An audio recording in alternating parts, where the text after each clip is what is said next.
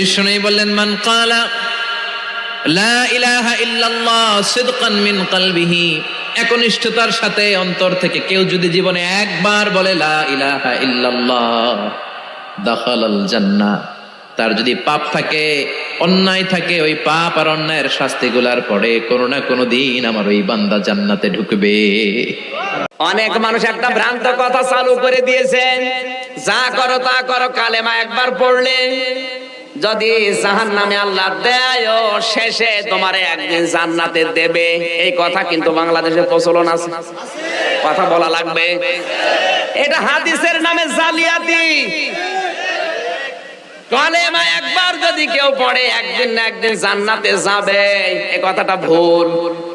আমি আবার বলছি, আল্লাহ পাক কোরআনে যেখানেই জাহান্নাম আর জান্নাতের কথা দিয়েছেন, সেখানেই দিয়েছেন খালিদিনা ফিহা আবাদা। কথা বলেন না কেন? খালিদিনা ফিহা আবাদা মানে কি?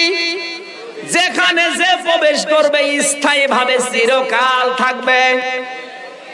স্থায়ী চিরকাল বললে আর কোনো কথা থাকে? আরো জোরে বলেন।